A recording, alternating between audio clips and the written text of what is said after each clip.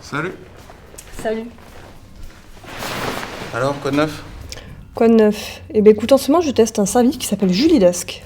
Julidesk, qu'est-ce que c'est? En fait, pour faire simple, c'est un assistant virtuel qui est basé sur l'intelligence artificielle et qui m'aide à organiser mes rendez-vous. Un assistant virtuel, j'imagine que c'est quelque chose un peu comme Siri?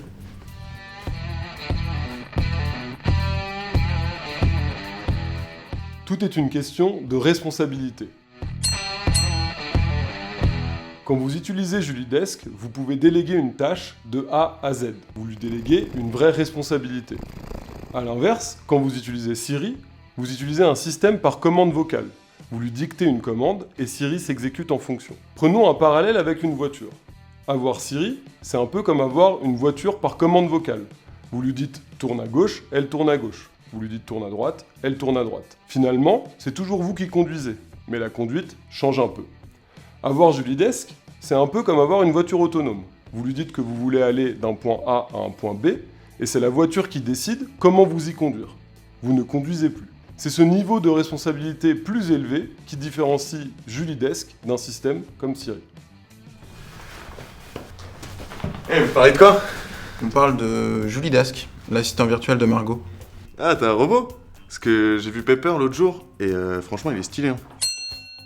Non, c'est pas du tout un robot en fait, c'est une adresse mail que je mets en copie de mes mails et qui organise mes rendez-vous. Ok, du coup, tu dois envoyer des mails en langage robot à tes clients? Non, en fait, j'écris un mail de façon tout à fait classique, je peux l'écrire en français ou en anglais, et en fait, il utilise le traitement automatique des langues. Le traitement automatique des langues? C'est un champ de l'intelligence artificielle qui s'intéresse à la modélisation du langage humain. Ça englobe l'ensemble des techniques qui permettent à l'ordinateur de comprendre et d'analyser le langage. Et en fait, grâce à ces algorithmes, Julie va pouvoir extraire des informations des emails qu'elle reçoit, les analyser et envoyer une réponse adéquate. C'est clair? Ok. Donc en fait, tu vas pouvoir envoyer un mail à tes clients en leur demandant de prendre rendez-vous et sans utiliser de mots-clés particuliers. C'est ça. Ah, mais c'est magnifique! Enfin, dans mon cas, moi, si tu veux, je vais souvent chez les clients et je vois pas comment Julidesk va savoir si j'ai rendez-vous chez mon client ou à mon bureau. Ben en fait, c'est simple, c'est quand tu t'inscris sur le site donc Julidesk, tu vas renseigner tes préférences pour que Julie connaisse les créneaux sur lesquels tu veux qu'elle prenne rendez-vous, ainsi que tes lieux favoris et aussi la manière dont tu te déplaces.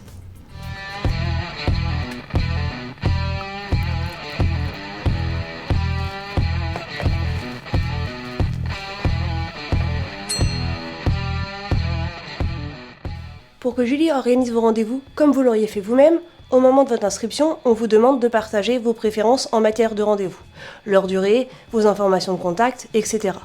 Par exemple, moi, je ne prends pas de rendez-vous le lundi matin et mes rendez-vous ont tous lieu par défaut au bureau. De manière générale, quand vous déléguez l'organisation d'un rendez-vous à Julie, c'est comme déléguer une tâche à un tiers. Plus vous êtes précis dans votre demande, plus le rendez-vous organisé par Julie sera celui que vous aviez en tête. Parce que oui, Julie ne lit pas dans les pensées.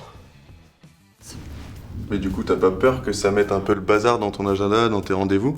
Parce que, j'ai testé pas mal de chatbots et généralement, c'est pas très fiable.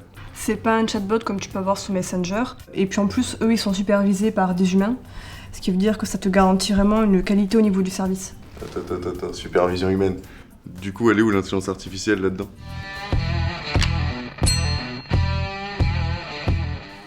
Nous avons une équipe de superviseurs humains qui veille à corriger et à annoter les actions de nos algorithmes. L'enjeu est bien d'organiser des rendez-vous pour nos utilisateurs. Il n'est donc pas question d'envoyer des messages du type « Oups, je ne comprends pas, veuillez reformuler » alors que des relations professionnelles sont exposées. C'est notre équipe de superviseurs qui est responsable de reprendre la main quand c'est nécessaire. Si un humain peut comprendre, c'est que Julie aussi. La beauté de ce processus, c'est qu'il permet dans le même temps de nous améliorer en continu. Les superviseurs, annotant les bienfaits et les erreurs de nos algorithmes, ils agissent comme de véritables éducateurs. Julie peut ainsi gagner en autonomie au fur et à mesure que nos algorithmes bénéficient du retour d'expérience de nos superviseurs. C'est ce qu'on appelle un apprentissage supervisé. T'as compris? Ah, ok! Moi, personnellement, Le fait que mes mails soient lus par d'autres personnes que je ne connais pas, je trouve ça limite niveau sécurité. Non mais t'inquiète, j'ai lu les CGU, c'est hyper sécurisé.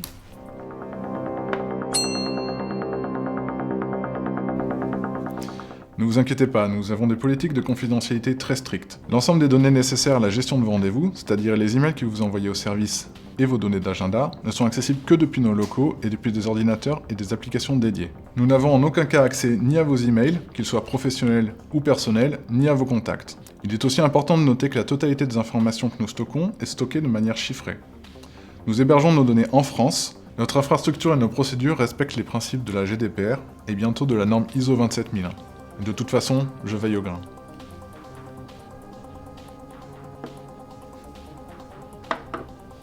Échec et mat.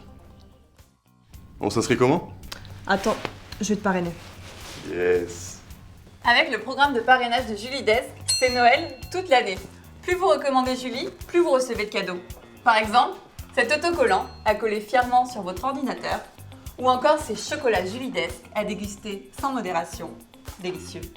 Ce mug à prendre au bureau pour boire votre café. Ce t-shirt Julie Desk, ou encore ce sweat pour porter fièrement les couleurs de Julie. Vous voulez ces cadeaux? Il ne vous reste plus qu'à parler de Julie autour de vous. Surtout que maintenant, plus d'excuses, vous avez toutes les informations pour le faire.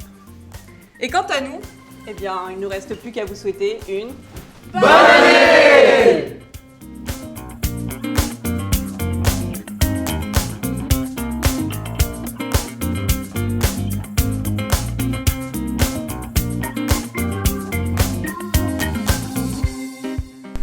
Hey.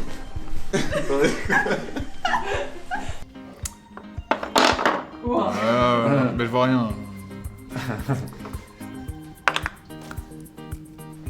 Hey. Tu parlais de quoi? Vous êtes sérieux? Salut! Alors? Salut!